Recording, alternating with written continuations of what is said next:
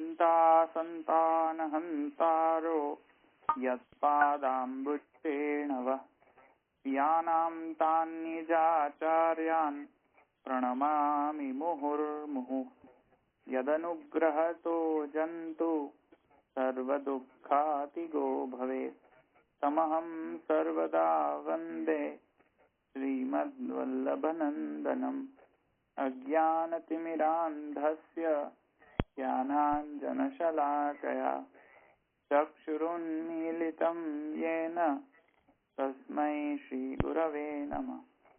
नमामि हृदये शेषे लीलाक्षिराब्धिशायिनं लक्ष्मीसहस्रलीलाभिः सेव्यमानं कलानिधिं चतुर्भिश्च त्रिभिस्तथा षड्भिर्विराजते योऽसौ પંચધારદયે મમ. આપણે ગઈ વખતે કે શું જોયું તું ગઈકાલે? આપણે જે વાચારંભણમ વિકારો નામ જે ભૂતિકા સત્યમ એનું આપણે જોયું હતું.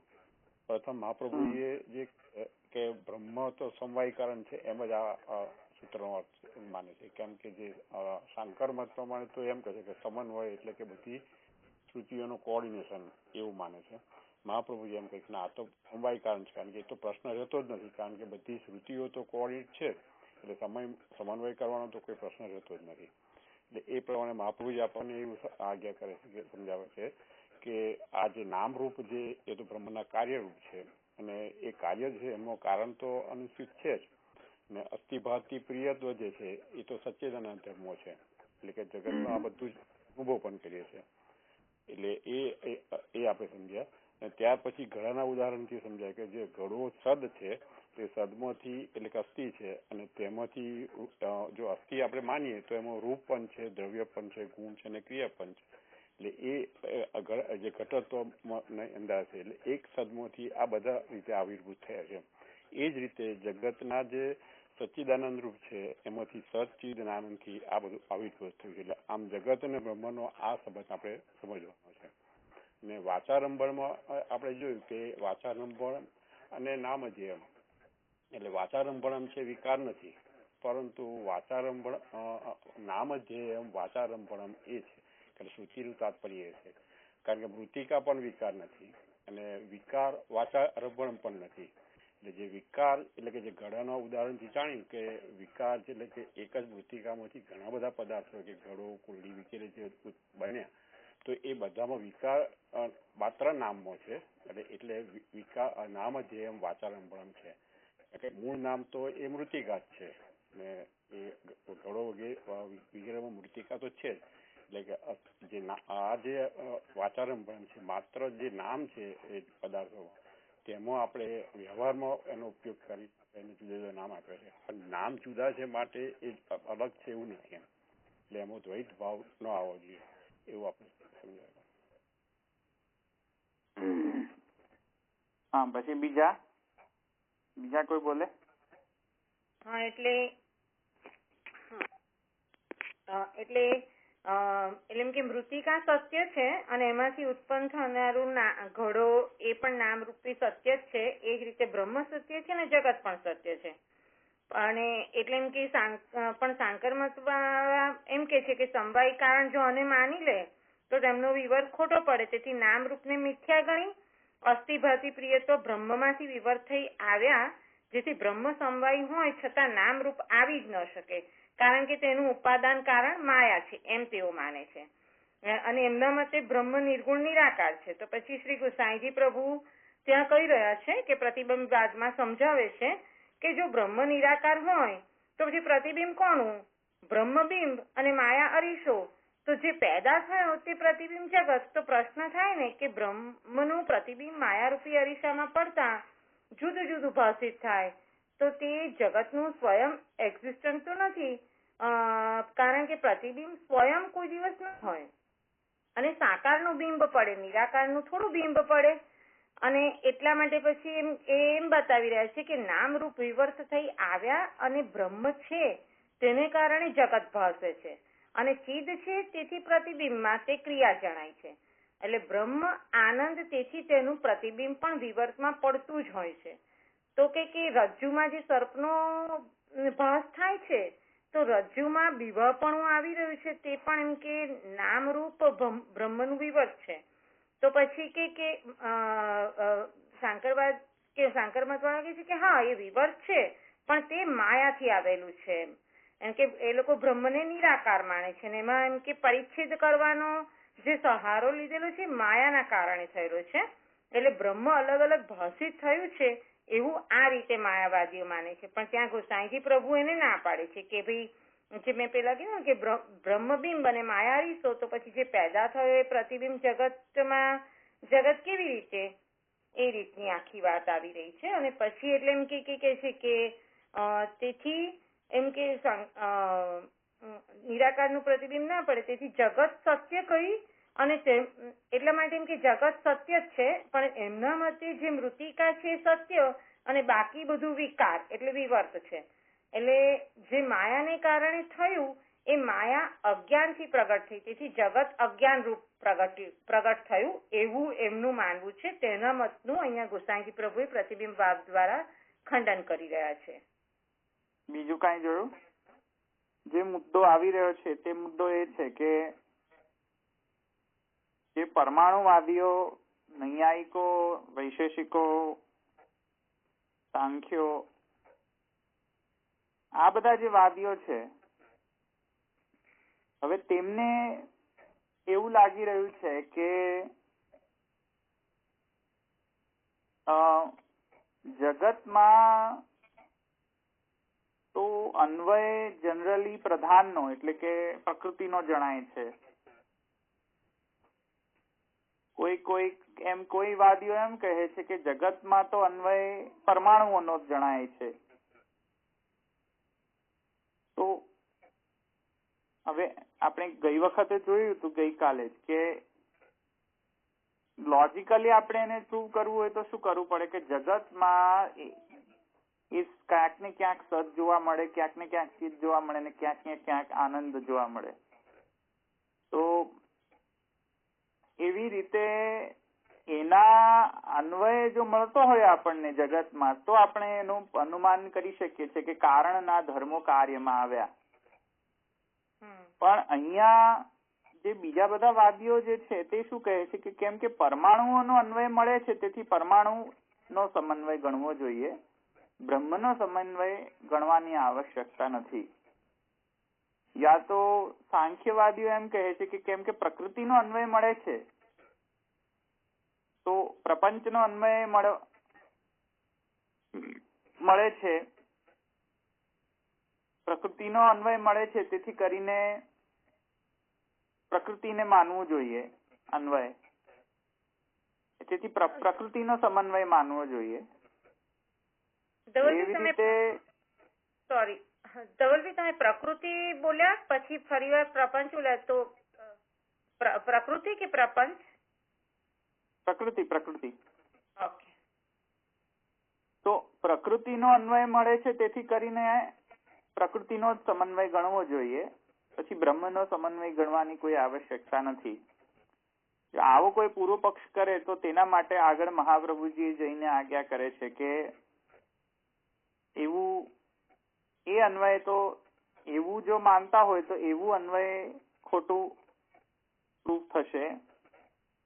કેમ કે પરમાણુઓનો અન્વય મળે છે, પણ બધી જગ્યાએ પરમાણુઓનો અન્વય નથી મળતો. એવી રીતે બધી જગ્યાએ કઈ પ્રકૃતિનો જ અન્વય છે એવું જરૂરી નથી. તો તેથી કરીને એક મહાપ્રભુજી કહી રહ્યા છે કે જયારે એકની જ કલ્પનાથી બધું સિદ્ધ થતું હોય ત્યારે વિવિધ વસ્તુઓની કલ્પના કરવાનું શું જરૂર? કેમ કે એક જ્ઞાનથી બધું જ જ્ઞાન થઈ જાય છે એવી પ્રતિજ્ઞા છે વેદમાં, કે જેનાથી એક જ્ઞાનથી જ બધું જ્ઞાન પ્રાપ્ત થઈ જાય એ સમજવું જોઈએ. તો પરમાણુઓથી બધું જ્ઞાન તો પ્રાપ્ત થતું નથી. એકના જ્ઞાનથી બધાનું જ્ઞાન સિદ્ધ થવું જોઈએ એવું સિદ્ધ કરવું પડે. તો એકના જ્ઞાનથી બધા જ નું જ્ઞાન સિદ્ધ થાય, તો પરમાણુના જ્ઞાનથી શું બધું જ્ઞાન સિદ્ધ થાય છે? ચિત્ત તો સમજાતો નથી, આનંદ તો સમજાતો નથી, માત્ર સત સમજાય છે. એવી રીતે પ્રકૃતિ જે છે એનો જ અન્વય ગણો તો ચિત્ત સમજાય, આનંદ સમજાય? નહીં સમજાય, કેમ કે પ્રકૃતિ તો જળ છે. તો તેથી મહાપ્રભુજી કહે છે કે ભાઈ એક અનુસ્યુત હોય તો પછી બીજા બધા ઘણા બધા પરમાણુઓ, ઘણા બધા પ્રકૃતિ એ કરવાની ખોટી કલ્પના કરવી ન જોઈએ. કારણ કે એકનો જ સમન્વય છે. હવે એના વર્સિસ બહુ બધાના સમન્વયનો વિચાર કરો તો એ તો વેદની જ મર્યાદાનું ઉલ્લંઘન થઈ જશે. વેદ એમ કહે છે કે એક જ ના જ્ઞાનથી બધાનું જ્ઞાન સિદ્ધ થવું જોઈએ. હવે પરમાણુઓ એક જ નથી, પરમાણુ અનેક છે. તો અનેકતા આવી જશે, દ્વૈતાપત્તિ આવી જશે વળી પાછી. તો જ્યાં સુધી એકનું જ્ઞાન સિદ્ધ થાય ને બધાનું જ્ઞાન, એકનું જ્ઞાન લેવાથી બધાનું જ્ઞાન સિદ્ધ થઈ જતું હોય તો પછી પરમાણુઓ અને વગેરે પ્રકૃતિ વગેરેનો સમન્વય માનવાનું શું આવશ્યકતા છે? કોઈ આવશ્યકતા નથી. તેથી કરીને કહે છે કે બ્રહ્મનો સમન્વય જો આપણે લોજિકલી પ્રૂવ કરી શકતા હોઈએ અને બ્રહ્મનો સમન્વય સિદ્ધ થતો હોય તો પછી એના પછી બીજાનો અન્વય વિચારવાની શું આવશ્યકતા? સમજમાં આવ્યું ને? તો એ અયોગ્ય છે.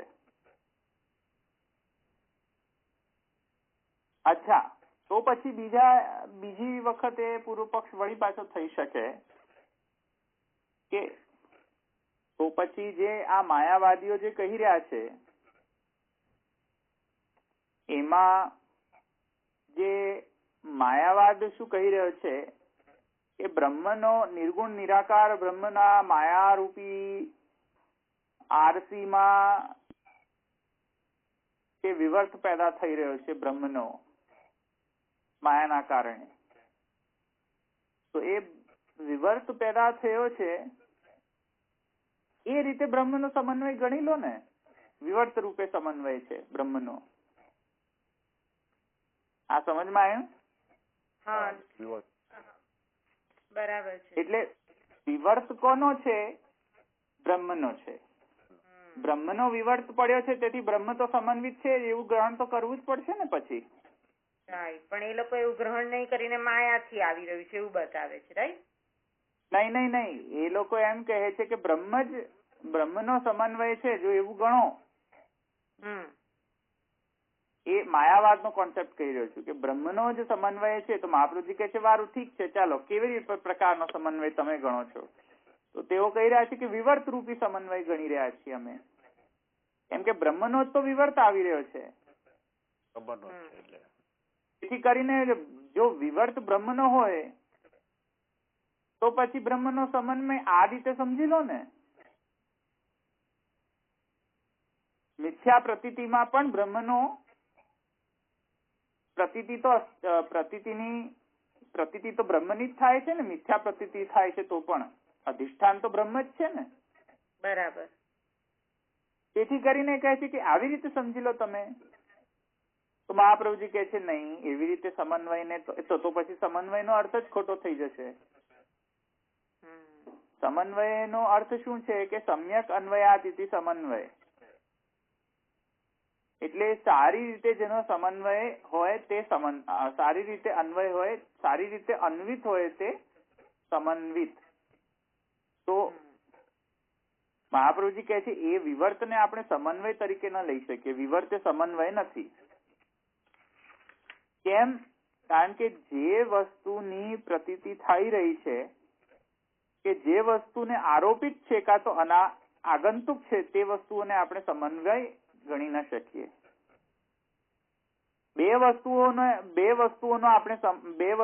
બે ફિનોમિના હોય તો એમાં સમન્વય ન ગણી શકીએ આપણે વસ્તુનો.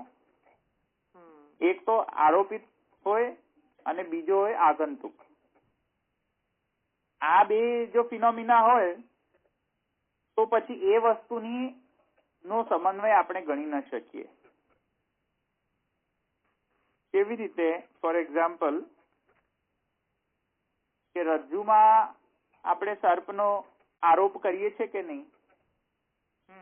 આરોપ થયો ને? સર્પનો તો આરોપ થયો ને? તો એને શું હવે આપણે સમન્વિત ગણી લેવો?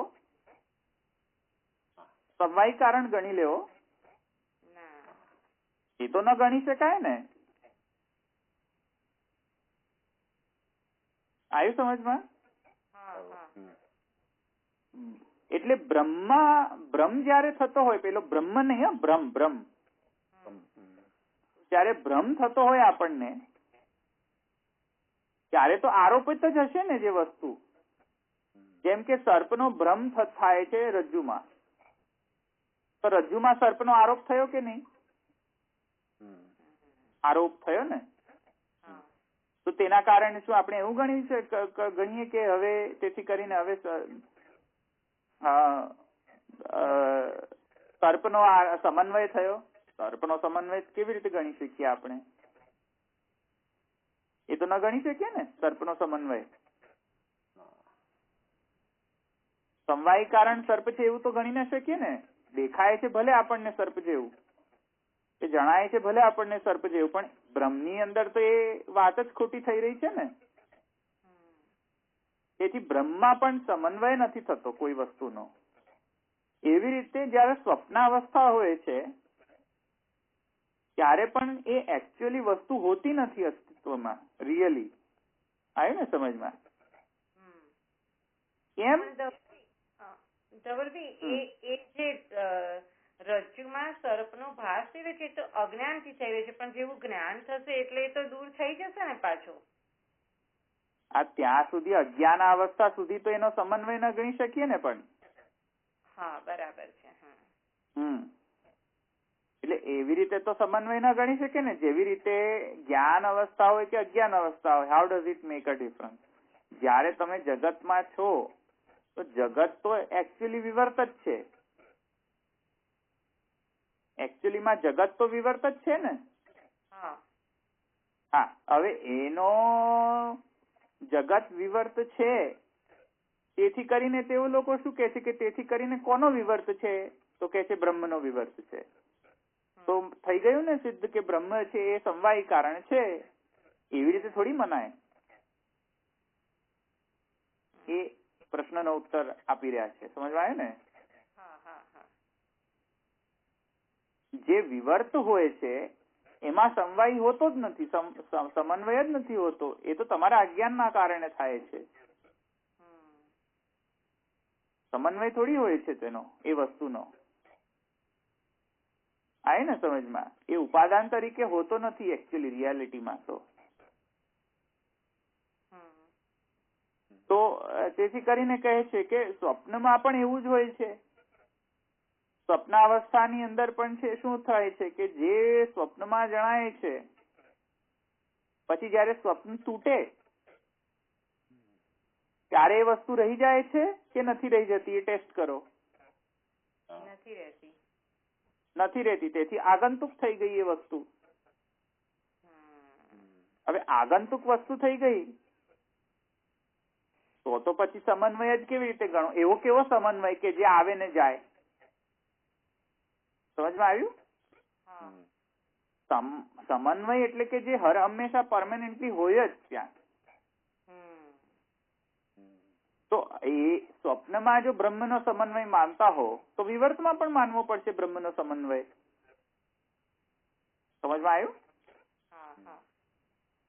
અને વિવર્તમાં જો બ્રહ્મનો સમન્વય માનશો તો પછી આપત્તિ આવી જશે. એવી રીતે થોડી સમન્વયનો અર્થ કરાય. પછી સમન્વય જ નથી, સમ્યક નથી. તો સમન્વય જે છે એ તો આરોપિત ન હોવો જોઈએ અને આગંતુક ન હોવો જોઈએ, પરમેનન્ટ હોવું જોઈએ. સ્વપ્ન તૂટે કે સ્વપ્ન હોય તે વસ્તુ ત્યાંની ત્યાં જ હોવી જોઈએ.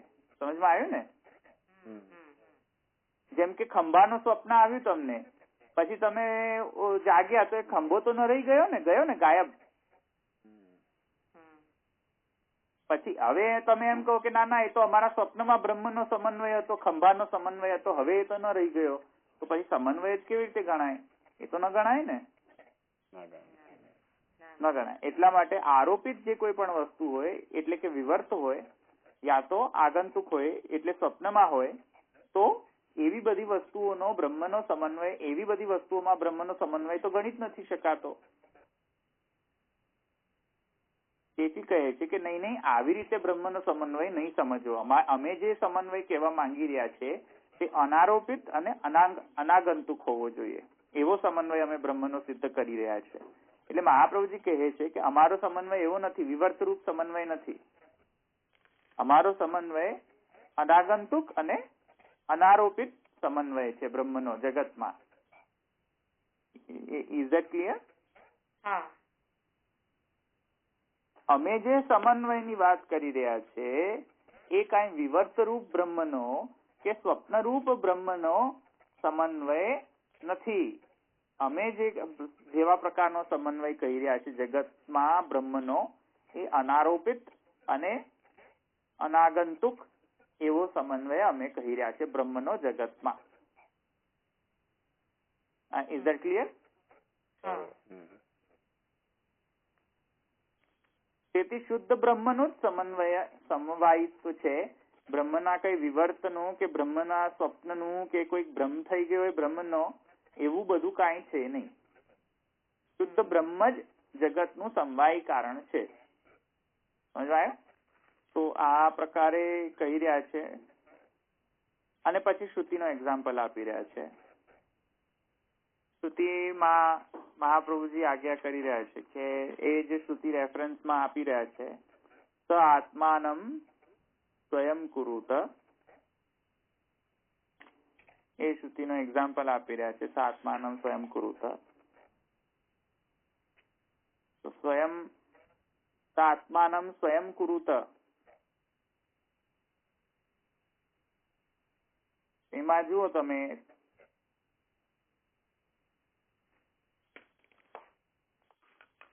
સ્વયં અને આત્માનમ બંને છે ને. એટલે સ નો મતલબ તો સમજો ને.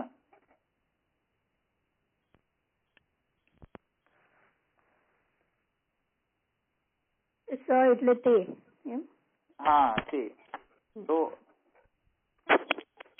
આત્માનમ સ્વયં કુરુત, એમાં જુઓ તમે, તેણે જાતે, સ્વયં એટલે જાતે, કુરુત એટલે કર્યું. શું કર્યું?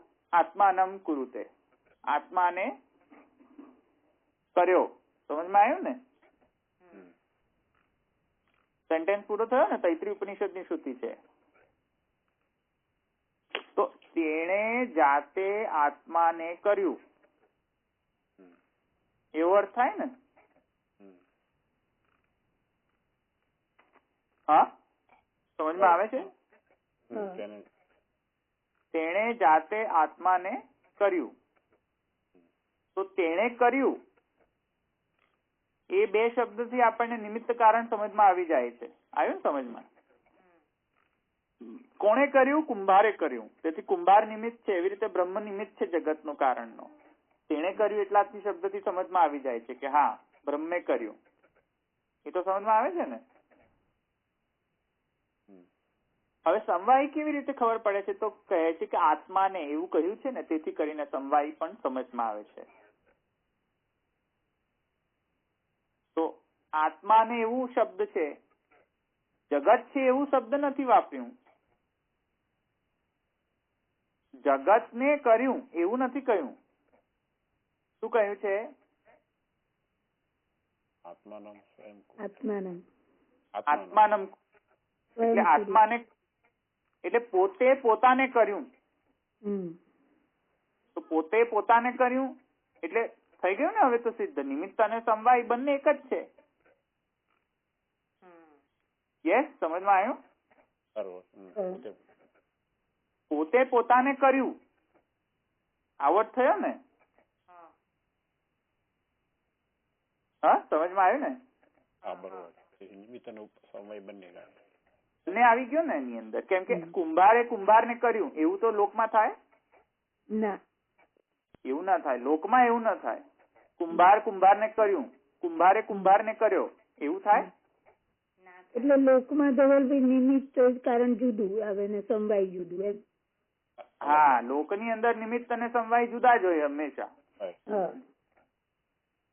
પણ બ્રહ્મના વિશે એવું છે નહીં. બ્રહ્મના વિશે તો શ્રુતિ સ્પષ્ટ કહે છે કે સ આત્માનમ સ્વયં કુરુત. તેણે જાતે પોતાને જ કર્યું. બરાબર. એટલે નિમિત્ત પણ એ અને સમવાય પણ એ. યસ, સમજ આવે ને? હા. તો અહીંયા આ શ્રુતિથી તો સમજાય છે કે સમવાય છે.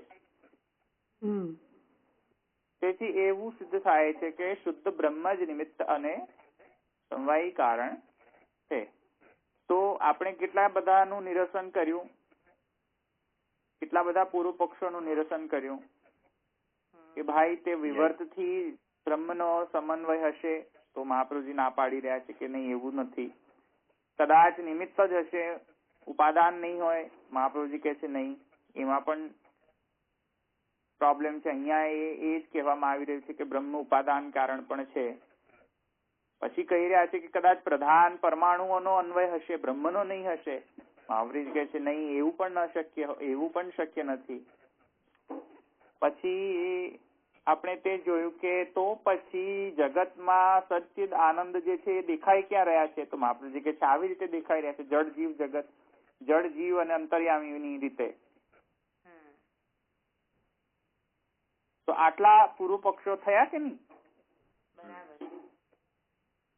હવે આગળના જે બધા પૂર્વ પક્ષ આવી રહ્યા છે તે મુખ્યત્વે પૂર્વકાંડ ઉત્તરકાંડમાં જે પૂર્વ મીમાંસકો અને જે રાહુ વેદાંતિઓ છે તેમનો ડિસ્કશન છે, જે મેં ઓલરેડી કવર અપ કરી ચુક્યો છું ગઈકાલને અને એના પહેલાના ડિસ્કશનમાં. આગળનો ડિસ્કશન બધો એ જ ડિસ્કશન છે. જો આગળ ભાષ્યમાં શું કહે છે મહાપ્રભુજી કે કેચિદ અત્ર શાસ્ત્ર યોનિત્વ પૂર્વ પક્ષ નિરાકરણાય તત્તુ સમન્વયાદ ઇતિ યોજયંતી. એ તો મેં સમજાવી દીધું ને. બરાબર. ભાષ્ય રિફર કરો હવે. જો કેચિદ અત્ર, કેચિદ એટલે પેલા શંકરાચાર્યજી. યસ,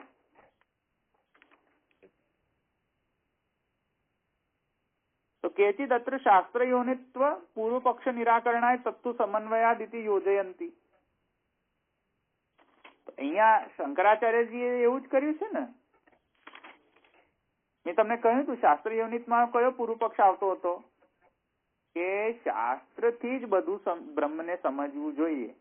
તો પૂર્વ પક્ષ શું કર્યો કે શાસ્ત્રથી બ્રહ્મ જ સમજાય છે એવું ક્યાં છે? શાસ્ત્રથી તો ઘણું બધું સમજાય છે. શાસ્ત્રથી તો પરમાણુ પણ સમજાય છે, ને શાસ્ત્રથી તો પ્રકૃતિ પણ સમજાય છે, ને શાસ્ત્રથી કર્મ પણ સમજાય છે. તો કર્મ સમજવું જોઈએ, બ્રહ્મને સમજવાની શી જરૂર છે? ઓલરેડી હોય જ છે. એ પૂર્વ પક્ષ થયો ને. એ પૂર્વ પક્ષના નિરાકરણ માટે શંકરાચાર્યજી શું કહે છે? તત્વ સમન્વયાત. તો એ મહાપ્રભુજી કહે છે કે આવા પૂર્વ પક્ષ તો વર્થલેસ પૂર્વ પક્ષ છે, વર્થલેસ છે, કોઈ જરૂરત જ નથી. મેં તમને ગઈકાલે સમજાવી દીધું કે કેવી રીતે પૂર્વ પક્ષ વર્થલેસ છે. મૂળમાંથી જ કાપી નાખે છે કે બંને અંદર પોતાના પક્ષને લઈને કઈ કરવાનું નથી. તો ઓલરેડી સિદ્ધ થયેલું જ છે કે બંનેનું ભેગું કરીને એક બાજુ ઉપકારક છે એમ. રાઈટ. તો એ તો પૂર્વ પક્ષ કેન્સલ થઈ ગયો ને હવે. એટલે એ તો પેરેગ્રાફ હું હવે સ્કીપ કરી રહ્યો છું કારણ કે એ તમને ખ્યાલ છે હવે. કેજી અત્ર શાસ્ત્ર યોનિત તો પૂર્વ પક્ષ નિરાકરણાય તત્વ સમન્વયાદિતિ યોજયંતી તत् પૂર્વ પક્ષ સિદ્ધાંતયોર દ્વયોર અપી અસંગતત્વાદ ઉપેક્ષમ, એની ઉપેક્ષા જ કરો, ઇગ્નોર કરો. તથા હિ જૈમિની ધર્મ જિજ્ઞાસામેવ પ્રતિજ્ઞાય તत् પ્રતિપાદકસ્ય પૂર્વકાંડસ્ય સમન્વયમાહ અવાંતર વાક્યાનામ પ્રકારશેષત્વાत् ન ચ સર્વસ્મિન વેદે ધર્મ એવ જિજ્ઞાસ્ય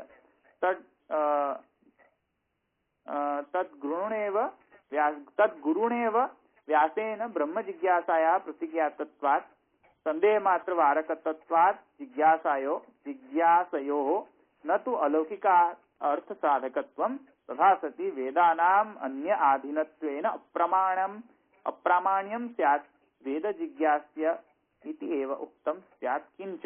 હવે કિંચ થી તો પછી બીજો ટોપિક ચાલુ થાય છે, પણ એટલે કિંચમાં એ બધું વધારે રેફરન્સીસ આપ્યા છે. પણ અહીંયા આટલે સુધી શું કહ્યું એ મેં તમને સમજાવ્યું ગઈકાલે. આખો પેરેગ્રાફ નો જીસ્ટ મેં ગઈકાલે સમજાવી દીધો તમને.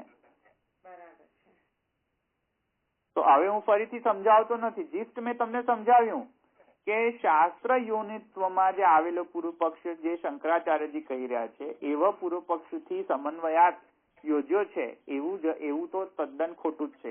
એવું તો માની જ ન શકાય. કેમ ન માની શકાય? ગઈકાલે સમજાવ્યું.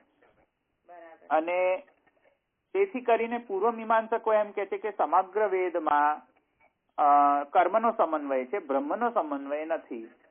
તેથી જૈમિની નો જે ધર્મ જિજ્ઞાસા છે તો પૂર્વકાંડનો સમન્વય જે થવો જોઈએ એ પણ ખોટું.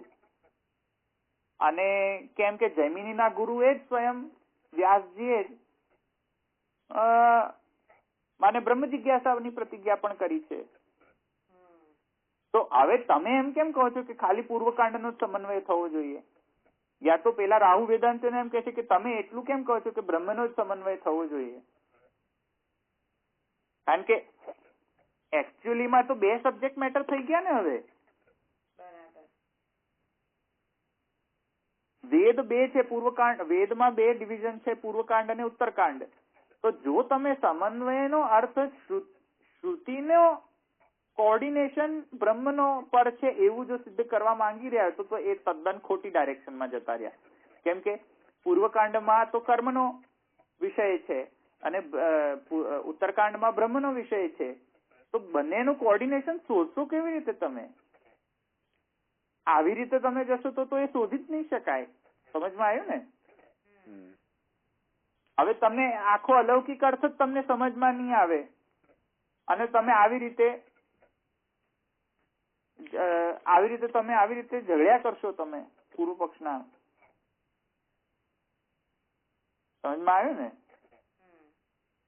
કેમ કે પૂર્વ મીમાંસકો એમ કહે છે કે જેમ કર્મના અંગભૂત દ્રવ્ય કરતા કર્મ વગેરે જે છે, દેવતા કર્મ, દ્રવ્ય કર્મ, સ્તુતિ વગેરે ધર્મના અંગભૂત છે કે નહીં? ધર્મના ષડંગ છે ને, 6 અંગો છે. દ્રવ્ય, દેવતા, કર્મ વગેરે જે છે, કર્તા, દ્રવ્ય, મંત્ર વગેરે ધર્મના અંગ છે, ષડંગ. એ બ્રહ્મના કેવી રીતે કયા છે ષડંગ? બતાવો મને. અને જે બ્રહ્મના પણ ષડંગ વાપરવો જોઈએ, બ્રહ્મના રૂપી ધર્મને પણ ષડંગ વાપરવો જોઈએ. તો પછી બ્રહ્મ પરિચ્છેદમાં આવી ગયો. કોઈક ધર્મમાં, કોઈક દ્રવ્યમાં, કોઈક મંત્રમાં પરિચ્છિન્ન થઈ ગયો બ્રહ્મ. તો તમે આ ડાયરેક્શન જ ખોટી લઈ લીધી છે તમે.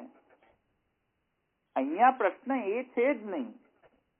શાસ્ત્ર યુનિટમાં આવેલો પૂર્વ પક્ષને આન્સર કરવા માટે તત્વ સમન્વય જવાબ આપવો એ તદ્દન ખોટી વાત છે. સમજમાં આવ્યું? અહીંયા આ પ્રશ્ન જ ઉભો નથી થતો. આ પ્રશ્ન આ ડાયરેક્શનમાં તમારે જવું પણ ન જોઈએ. સમજમાં આવ્યું ને? અને મીમાંસાથી જો ફલ પ્રાપ્તિ બતાવતા હો તમે તો વેદ મીમાંસાને અધીન થઈ ગયો ગણાય. મીમાંસા એટલે શું? જૈમિની પૂર્વ મીમાંસા કરી. જૈમિનીએ પૂર્વકાંડની મીમાંસા કરી એટલે સૂત્રો કર્યા. જૈમિની સૂત્ર કહે છે ને જે જૈમિની સૂત્ર કેમ લખવામાં આવ્યું? કેમ કે જે પૂર્વકાંડને સમજવામાં સંદેહ આવે છે તે સંદેહને નિવૃત્તિ કરવા માટે જૈમિની સૂત્ર રૂપ મીમાંસા કરી. અને સેમ ઇન પેરેલલ એમના ગુરુ જે છે વ્યાસજીએ, એમણે જ્ઞાનકાંડમાં આવતા જે સંદેહો છે તેને આન્સર કરવા માટે જ્ઞાન મીમાંસા કરી, એટલે કે બ્રહ્મસૂત્ર કર્યું. આવ્યું સમજમાં?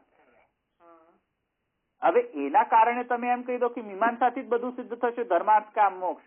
એવું કેવી રીતે સમજાય? એવું થાય કોઈ દિવસ કે મીમાંસાથી ધર્માર્થ કામ મોક્ષ શુદ્ધ થઈ જાય? ધર્માર્થ કામ મોક્ષ મીમાંસાથી સિદ્ધ ના થાય. ધર્માર્થ કામ મોક્ષ વેદ સમગ્ર વેદથી થશે. ધર્માર્થ કામ મોક્ષને સમજવા અને સરખી રીતે પ્રાપ્ત કરવા માટે મીમાંસા એક અંગ છે ખરું, ડેફિનેટલી. પણ મીમાંસા અંગી નથી, વેદ અંગી છે અને મીમાંસા અંગ છે. સમજમાં આવ્યું ને? સમજમાં આવ્યું આટલું? તેથી વેદ ને જો મીમાંસા ને અધીન ગણો તો વેદ જ અપ્રમાણ્ય થઈ ગયો. મીમાંસા ને પ્રમાણ ગણો, વેદ ને પ્રમાણ જ ન ગણવું જોઈએ. કેમ કે એકચ્યુઅલીમાં તો તમને સમજણ મીમાંસાથી આવી રહી છે, વેદથી તો આવી જ નથી રહી. તો ફગાવો વેદને ને મીમાંસાને પકડો. એવું કરાય? ન કરાય. તેથી આ ઇસ્યુ ડિસ્કસ આ ખોટી જગ્યાએ ખોટી રીતે ડિસ્કસ થયો છે. આ પૂર્વ પક્ષ શાસ્ત્ર યોનિત્વાનો પૂર્વ પક્ષને આન્સર કરવા માટે સમન્વયનો સૂત્ર યોજ્યો છે એવું કહેવું જ યોગ્ય નથી. સમજમાં આવ્યું? હવે એક બહુ જ ઇમ્પોર્ટન્ટ મહાપ્રભુજી વાત કહી રહ્યા છે. એ તો તમને એને અંડરલાઈન કરવું હોય તો અંડરલાઈન કરી દો, પણ બહુ ઇમ્પોર્ટન્ટ વાત મહાપ્રભુજી હવે કહી રહ્યા છે. અને એ વાત કહી રહ્યા છે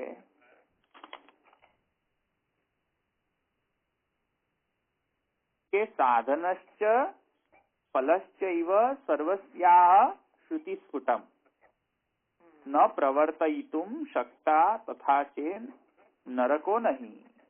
વેરી ઇમ્પોર્ટન્ટ. પ્રવર્તકસ્તુ સર્વત્ર સર્વાત્મા હરિરેવ હિ. Very important. અંડરલાઈન કરવા ત્રણેય લાઈન ને. આ ત્રણેય લાઈન ને અંડરલાઈન કરો.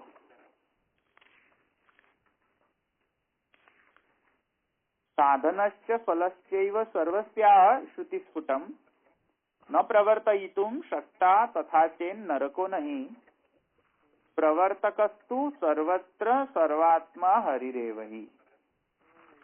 વેરી ઇમ્પોર્ટન્ટ મહાપ્રભુજી એ સિદ્ધાંત જણાવ્યો છે. એ આપણને બધાને ખ્યાલ હોવો જોઈએ.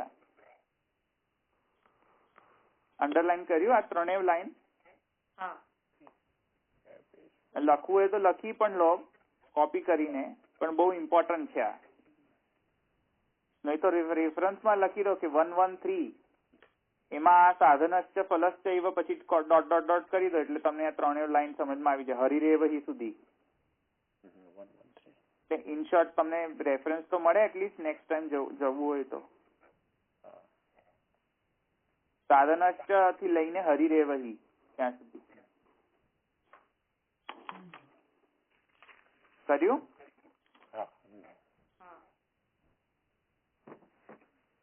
હવે સમજો. હવે એક બહુ ઇમ્પોર્ટન્ટ વાત મહાપ્રભુજી કહી રહ્યા છે. એનું બેકગ્રાઉન્ડ સમજો તમે, પછી આ વાત સમજમાં આવશે. બેકગ્રાઉન્ડ શું ચાલી રહ્યું છે? મેં હમણાં જે વાત ચાલી રહી છે એ બેકગ્રાઉન્ડ છે. બેકગ્રાઉન્ડમાં શું ચાલી રહ્યું છે કે પૂર્વ મીમાંસકો એ લોકોનો સ્ટેન્ડ એ છે કે કેમ કે વેદમાં તો આપણા માટે કંઈક કરવાનું કહ્યું છે, તેથી કરીને કંઈક કરવાનું હોય તો વેદ ગણાય ને. કરવાનું હોય જ નહીં તો વેદ કેવી રીતે ગણાય? અચ્છા, કરવાની આજ્ઞા છે વેદમાં, તેથી તો એ કરવું જ પડશે. તેથી કરીને કશું કરવાનું હોય, માને ધર્મનું વર્ણન હોય તો કઈક લાભ થશે ને આપણને, મનુષ્યને. હવે કશું કરવાનું ધરવાનું કશું કહ્યું જ ન હોય, ખાલી બસ વર્ણન જ કર્યું હોય તો એનો શું કામ? એનો કઈ ઉપયોગ ખરો? ફલ પ્રાપ્તિ તો કર્મથી થશે ને. બરાબર છે. હવે તમે બસ વર્ણન જ કર્યા કરો કે બ્રહ્મ આવો છે, બ્રહ્મ આવું છે, બ્રહ્મ. અરે ભાઈ, પણ કર્મ તો કરો. અલ્ટિમેટલી ફલ તો કર્મથી જ મળવાનો છે ને.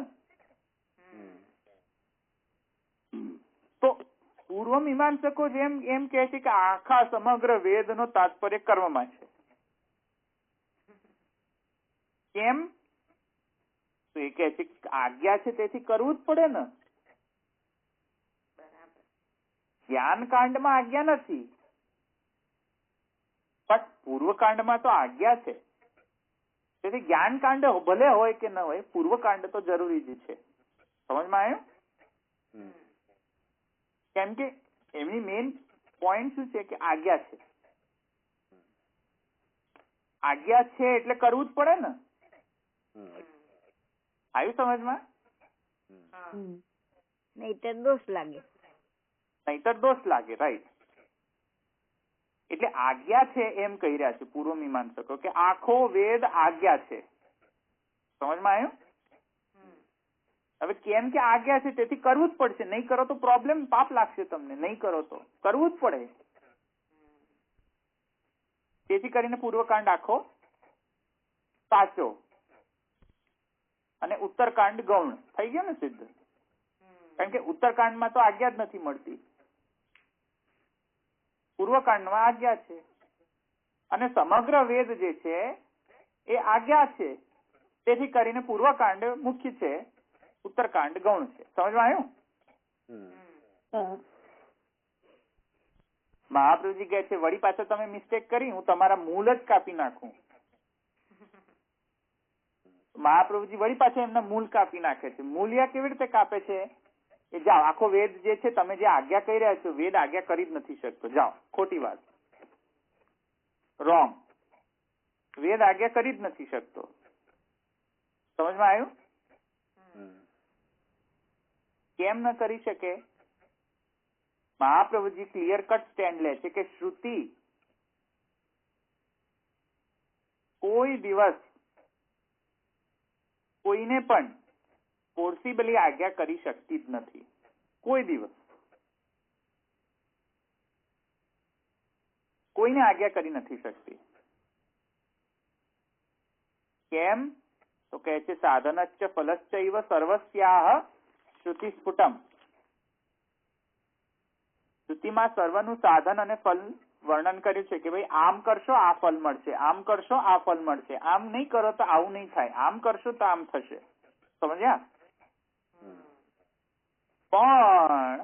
પણ ન પ્રવર્તયિતુમ શક્તા તથા તે નરકો નહીં.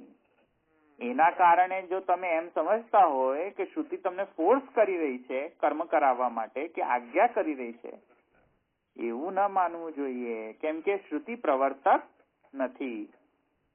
શ્રુતિ પ્રવર્તક નથી કોઈ કર્મ કરાવવા માટે તમને.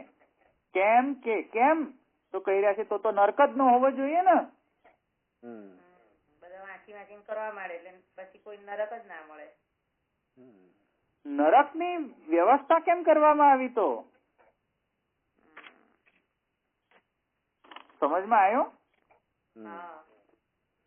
નરક છે એનો મતલબ શ્રુતિ જે છે એ પ્રવર્તક નથી.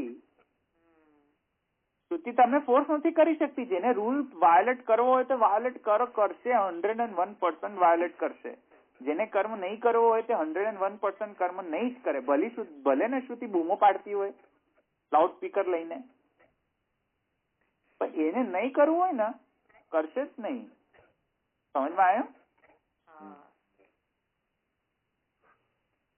એને નરકમાં જવું હોય તો પછી જવા દો ને એને.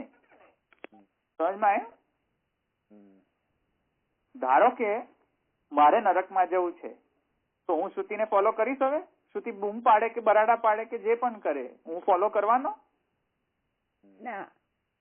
નહીં કરું. હું તો ફોલો, કારણ કે મારે તો સીધું ડાયરેક્ટ નરકમાં જ જવું છે. પહેલેથી નક્કી જ કરી રાખ્યું છે કે આપણે કઈ સ્વર્ગ વર્ગમાં જવું નથી, આપણે મજા કરીને નરકમાં જવું છે. તો જેને નક્કી જ કરી રાખેલું હોય કે નરકમાં જ જવું છે તો એને શ્રુતિ કશું કરી શકે? નહીં કરી. મહાપ્રભુજી કહે છે તમારા મૂળ જ કાપી દીધા મેં. પૂર્વ મીમાંસકોના. પૂર્વ મીમાંસકો એમ કહે છે કે બધું આજ્ઞા છે તેથી કરવું જ જોઈએ. મહાપ્રભુજી કહે છે કોઈ પણ આજ્ઞા નથી, જાઓ. આજ્ઞા હોત તો નરક જ ન હોત. તમને ફોર્સ કરી જ ન શકે શ્રુતિ. અચ્છા, તો કોણ ફોર્સ કરે છે તમને કર્મમાં પ્રવૃત્ત કરાવવું કે ન પ્રવૃત્ત કરાવવું? એ શ્રુતિના હાથમાં તો છે નહીં. તો કોના હાથમાં છે? તો પછી તો કહે છે પ્રવર્તકસ્તુ સર્વત્ર સર્વાત્મા હરિરેવ હિ. આન્સરમાં આપ્યો, સમજમાં આવ્યો કે પ્રવર્તક તો અંતર્યામી છે. તમારા આત્મામાં સાથે રહેલો જે અંતર્યામી છે એ અંતર્યામી તમને સાક્ષીવત તમને બોધ કરતો રહે છે. હા, તે બોધ કરતો રહે છે જીવાત્માને કે આમ કર, આમ કર, આમ ન કર. સમજમાં આવ્યું? પણ ધવલભાઈ અંતર્યામીને પણ પાછું શુદ્ધ તો કરવો પડે ને, નહીંતર તો એ તો પેલો એવો છે ને કે જે હા કે તો હા ને ના એમ કે ખોટું કરે તો સંમતિ આપે ને, એવું આપણને સર્વને શાસ્ત્રાર્થમાં એવું ભણ્યા છે ને. એ તો ભક્તિથી શુદ્ધ થાય અંતર્યામી. હા, એટલે અંતર્યામી શુદ્ધ થાય, શુદ્ધ કરવો પડે ને એમ. એટલે સંગ ભક્તિ અને સત્સંગ દ્વારા એને શુદ્ધ તો કરવો પડે ને. હા, અંતર્યામીને શુદ્ધ કરવું પડે ભક્તિથી. હા, નહીંતર તો પછી એ બી અંતર્યામી બી ખોટી સલાહ આપે ને આપણને. હા, પણ અલ્ટિમેટલી તો એ પ્રવર્તક તો કોણ હોવાનો છે? પ્રવર્તક હંમેશા અંતર્યામી જ રહેશે. ખોટું કરાવે ને સાચું કરાવે, બંને કરાવે. તમારા મનનો કંટ્રોલ જે છે તમે ખુદ નથી, અંતર્યામી છે એકચ્યુઅલીમાં. બરાબર. તમે જે કરવા માંગી રહ્યા છો કે નથી માંગી રહ્યા, પ્રવર્તક તો હરિરેવ હિ. એ જ પ્રવર્તક છે. પેલી સયુજા સખાયા વાળી શ્રુતિ છે. હા, એ પ્રવર્તક તો એ જ અંતર્યામી જ છે. સમજમાં આવ્યું ને? પ્રવર્તક એટલે કહેનાર નહીં, ફોર્સ કરનાર. હા, ફોર્સ જે કરે છે એ શ્રુતિ નથી કરતી તમને ફોર્સ. ફોર્સ તમારો ખુદનો અંતર્યામી ફોર્સ કરે છે તમને. સમજમાં આવ્યું ને? તમને જે કરવું હોય એ તમે ડિસિઝન કોઈના કહેવાથી થોડી કરો છો. તમને લાગે તો તમે કરો, તમને ન લાગે તો તમે ન કરો. હવે તમને કોઈ પુસ્તકમાં વાંચ્યું હોય કે ન વાંચ્યું, શું ફરક પડે છે? તમને અલ્ટિમેટલી તમે કરો કે ન કરો એનું પ્રવર્તન કોણ કરે છે? અંતર્યામી કરે છે. એ શ્રુતિ તમને ફોર્સ નથી કરી શકતી. શ્રુતિ માત્ર સજેશન આપી શકે, સજેસ્ટ કરી શકે, રિકમેન્ડ કરી શકે. જેમ ડોક્ટર હોય એ તમને રિકમેન્ડ કરી શકે કે ભાઈ આ દવા લેવી. પછી ડોક્ટર તમારા મોઢામાં થોડી મૂકી જાય દવા કે કેમ લીધી નથી, લો ચલો અત્યારે ને અત્યારે લો. એવું કરે કોઈ દિવસ ડોક્ટર? ડોક્ટર એવું ના કરી શકે. ડોક્ટર ખાલી એટલું કે આ તમને દવા લેવાની. હવે લેવાની એનો મતલબ કે તો તમારા પર ડિપેન્ડન્ટ છે કે તમે એકચ્યુઅલીમાં જઈને નાખી નથી દેતા પણ એકચ્યુઅલીમાં પેટમાં નાખો છો. એ તમારા પર ડિપેન્ડન્ટ છે ને. તો એ તમારા પર ડિપેન્ડ છે જેથી કરીને તમે જ પ્રવર્તક. ડોક્ટરનું પ્રિસ્ક્રિપ્શન થોડી પ્રવર્તક થયો. અલ્ટિમેટલી તો પ્રવર્તક કોણ હશે? અંતર્યામી જ હશે ને. એટલે બાવા ડિસ્ક્રિપ્શન ને પ્રિસ્ક્રિપ્શન થી સમજાવે છે ને. હા, એટલે પ્રિસ્ક્રિપ્શન તો તમને કેવા ખાતર પ્રિસ્ક્રિપ્શન છે, બાકી તમને કોઈ પ્રિસ્ક્રાઇબ નથી કરી શકતો એક્સેપ્ટ અંતર્યામી. ત્યાં સારી સમજમાં? કારણ કે સમજો કે ડોક્ટરે તમને એક દવા ખાવાની કહી અને બીજા ડોક્ટરે તમને એવું ભૂસું ભરાવી દીધું કાનમાં કે આ તો ખરાબ દવા છે, તો તમે લેશો? ના, એ પછી મગજમાં એ જ આવે. પછી મગજમાં ભરાઈ જાય થયું ને. પણ અલ્ટિમેટલી બુદ્ધિના જે ઇનપુટ છે, અલ્ટિમેટલી જે એક્શન કરવાના જે બધા પ્રવર્તક છે એ તો અંતર્યામીને લીધે જ થયું ને. તમને બહારથી બધા સજેશન તો મળે છે પણ અલ્ટિમેટલી ડિસિઝન તો તમે જ લેશો ને. કરવું ન કરવું એ તો તમે જ ડિસાઈડ કરશો ને. કોઈ તમને કરાવી થોડી શકે છે. અને એ કરાવનાર પાછો કોણ છે? તમે જ છો. તમને કરાવનાર કોણ છે? અંતર્યામી છે. અંતર્યામી. તો મહાપ્રભુજી કહે છે કે તેથી કરીને પૂર્વ મીમાંસકોનો પૂર્વ પક્ષ જે છે એ તો વ્યાજબી છે જ નહીં. જે પૂર્વ એમણે એ કહેતા હતા કે કેમ કે વેદ આજ્ઞા છે તેથી કરવું પડશે. મહારાજ કહે છે વેદ આજ્ઞા છે જ નહીં.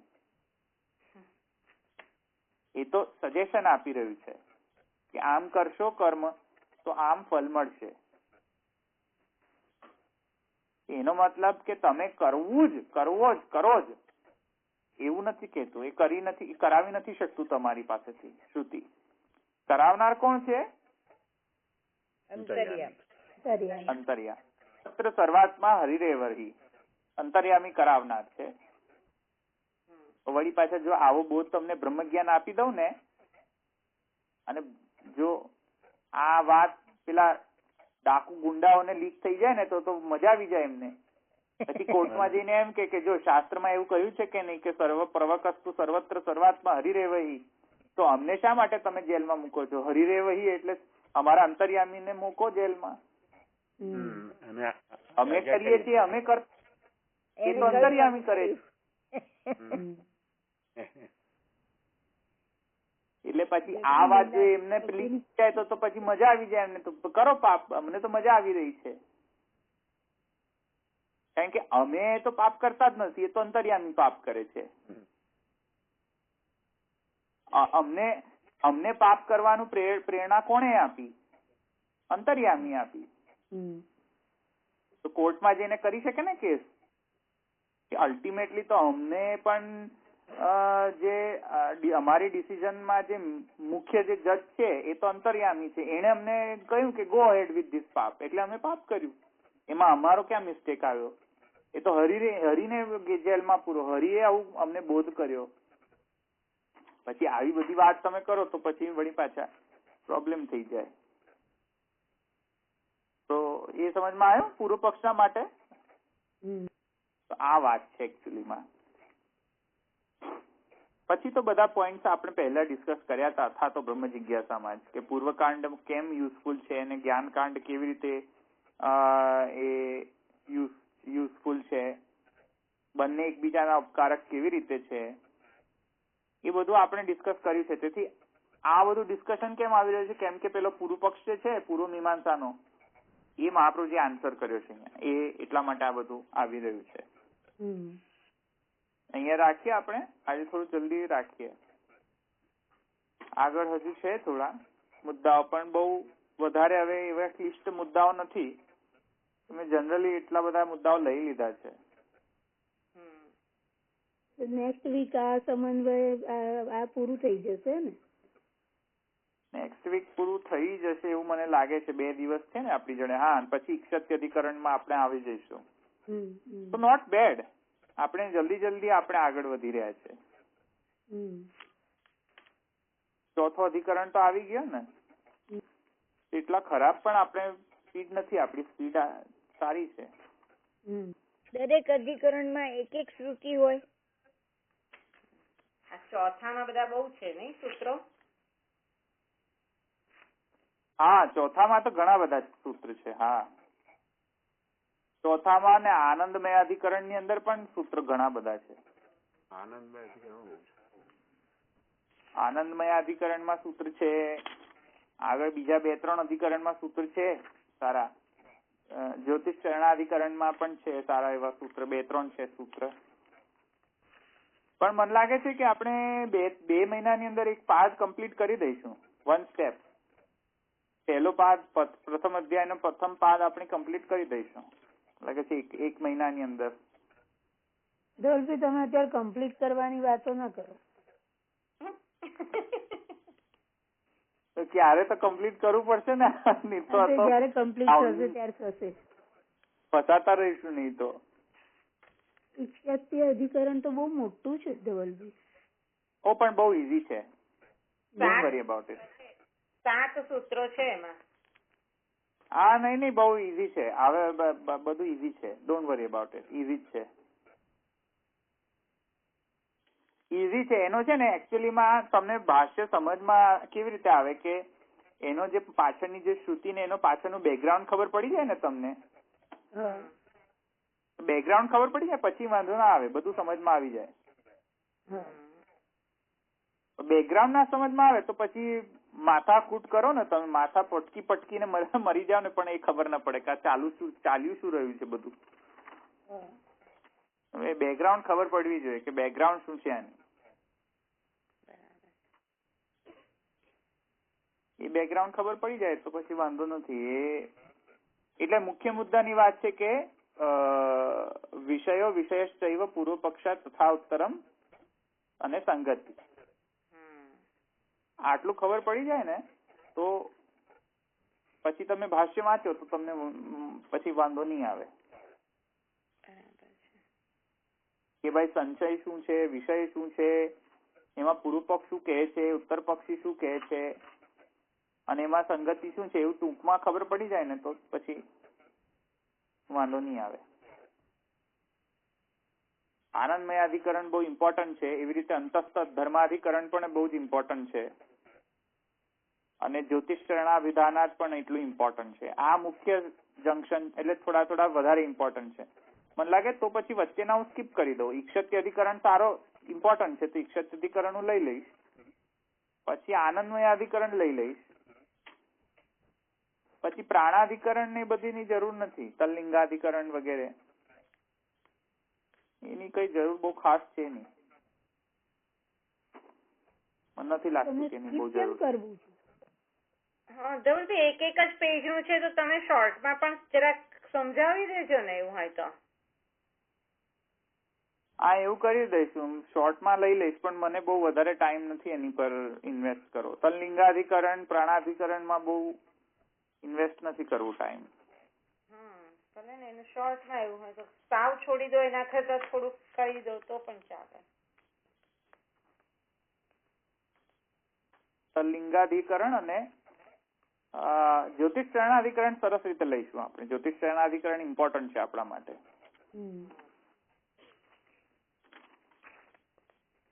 અને પછી આગળ અનુગમાધિકરણ જે છે એમાં તો પેલા ઇન્દ્રની પ્રતર્દનની વાત છે. હા, પછી તો એક આખો પાઠ પૂરો થાય છે. પછી પ્રથમ અધ્યાય દ્વિતીય વાત. અચ્છા, એમાં તો મેં શરૂ પણ નથી કર્યું. મને જ ખબર નથી કે પાઠ 2 માં જ આવે છે શું, એટલે પાઠ 2 તો મારે પણ વાંચવો જ પડશે.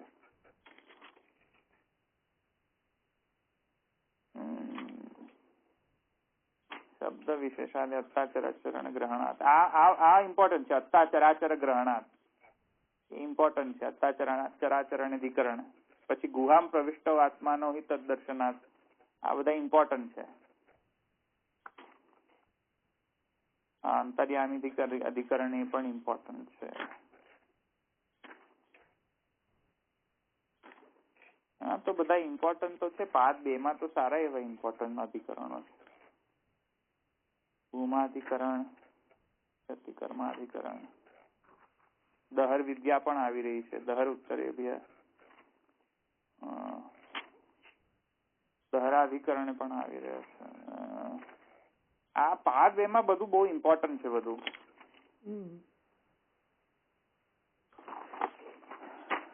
આઈ ડોન્ટ નો 2 વર્ષ લાગી જશે આને તો પૂરું કરતા. 2-3 વર્ષ. 2-3 વર્ષ. ઓકે, અહીંયા રાખીએ. પણ મને લાગે થોડા સ્કીપ તો કરવા જ પડશે અધિકરણો. અમુક અધિકરણોની જરૂરિયાત બહુ છે નહીં. થોડાક અધિકરણો આપણે કરવા જ પડશે. તમને યોગ્ય લાગે કરજો. થશે કે નેક્સ્ટ જે ઇમ્પોર્ટન્ટ અધિકરણ છે ને એ આવતા વર્ષો વીતી જશે. જે ઇમ્પોર્ટન્ટ છે ને એ આવતા વર્ષો વીતી જશે અને પછી જે ઇમ્પોર્ટન્ટ નથી એમાં આપણે વિતાવતા રહીશું ટાઈમ. આપણે એવું કરો ને, ઇમ્પોર્ટન્ટ કરાવો, પછી જે નાના છે આપણે પાછળથી આપણે કરવા હશે તો કરીશું. નહીં સમજાય અમને તો એક કામ કરો, સમજાય પૂછીશું તમને. આ હોય ને એ બી કદાચ આ બધા ઇમ્પોર્ટન્ટ કરવાથી કદાચ એ સમજાય પણ જાય. હા, એટલે જે ઇમ્પોર્ટન્ટ ના હોય ને એ તમારું હોમવર્ક તમે આપસમાં જાતે ડિસ્કશન કરીને અને તમે તમારું એ અમે થોડું કરીશું. હા, એટલે શું છે કે પછી આપણો ટાઈમ વેસ્ટ પણ ના થાય અહીંયા. એટલે હું તમને હોમવર્ક આપી દઈશ કે ભાઈ આ અધિકરણ તમારો હોમવર્ક છે. એ અમારે એમાં સમજાવવાની જરૂર નથી. એ તમે કરી લાવજો. આપસમાં ડિસ્કશન કરવા અમારે એક દિવસ શોધવો પડે ને, પછી કયા દિવસે કરવાનું આપસમાં બેસીને. હા, એ તમે આપસમાં નક્કી કરી લેજો. તમને જાતે કરવું છે કે એ કોઈની સાથે કરવું છે કે જાતે વાંચીને કરવું છે?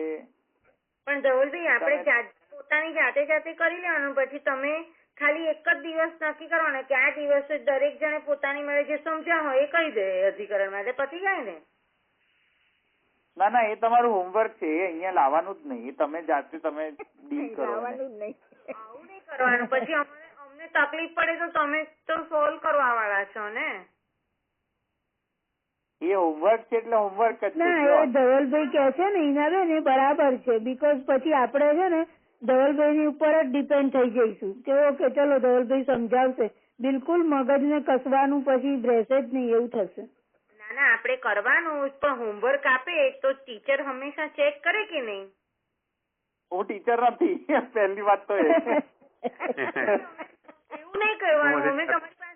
અમે તમારી પાસેથી શીખી રહ્યા છે તો અમે તમને એક કક્ષામાં તો મૂકીએ જ ને. એ ટીચર છે ને બાવા છે, એટલે આપણે બાવાને પૂછજો તમે. ઓ માં, ત્યાં ક્યાં બાવાને ક્યાં ટાઈમ છે? ના, બાવાને બહુ સરસ ટાઈમ હોય છે. તમે જો ટાઈમ કાઢીને બાવાને પાછળ પડો તો બાવા ટાઈમ આપે છે. ના, પણ ખરેખર હોમવર્કમાં તમે થોડો ક્લેશ સહન કરો. પણ આપણા પારુલબેન કે છે ને એમ એક દિવસ સાથે બધા બેસીને કરવાનું, અંદર સમજી જવાનું. એ તો પછી પદ્મામાસી આપણે જે દિવસે સત્સંગ ના હોય ને એ દિવસ આપણે ધવલભાઈ ની લાઈન કે લાઈન બેસી જવાનું. એ તો હું કઉ છું એ રીતે કઈક કરી દેવાનું. હા, તો એ દશરથભાઈ વગેરે બધા ભેગા થઈએ ને તો એકબીજાને સમજી જવાય. હા, એટલે હોમવર્ક તમારું હોમવર્કમાં હું તમને અત્યારથી જ આપી દઉં છું. તમે હોમવર્કમાં પ્રાણાધિકરણ જે છે તમે લઈ લેજો. સોરી, તલ્લિંગાધિકરણ, સોરી, એ તલ્લિંગાધિકરણ જે છે ને એ અને પ્રાણાધિકરણ બંને અધિકરણ તમારું હોમવર્ક છે, એ હું નહીં લઉં. ને પ્રાણાધિકરણ હે ને? હા, એકદમ શોર્ટ છે, નાના જ છે, તમે જાતે કરી શકશો. ઓકે, મને ફોન કરી દેજો ઈનાબેન, કોઈ બેન, તમે પારુલબેન ક્યારે બેસો. અને મેં તમને છે ને જૈમિની નું સૂત્ર પણ સમજાવ્યું હતું, શ્રુતિ લિંગ વાક્ય પ્રકરણ સ્થાન સમાખ્યા નામ સમવાય. મેં તમને એ સમજાવ્યું હતું. ફરી બોલો ધવલભાઈ. એ શ્રુતિ લિંગ વાક્ય પ્રકરણ સ્થાન સમાખ્યા નામ, એ વાળી સૂત્ર જૈમિની નું સમજાવ્યું હતું મેં તમને. પેલા રાકેશ બાવા પુષ્ટિ માર્ગ ના પોપ છે, એક્ઝામ્પલ થી સમજાવ્યું હતું ને?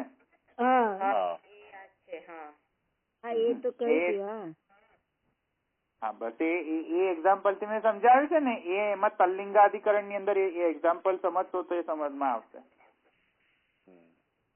ચલો તમે જરા હિન્ટ આપી દીધી, થોડી હિન્ટ આપો ને તો અમને સહેલું પડી જાય. મને ખબર જ હતી કે તમે ત્યાં જઈને અટકી જ જવાના છે કે આ છે શું ભાઈ સાહેબ, આ શ્રુતિ લિંગ વાક્ય પ્રકરણ સ્થાન સમાખ્યા નામ.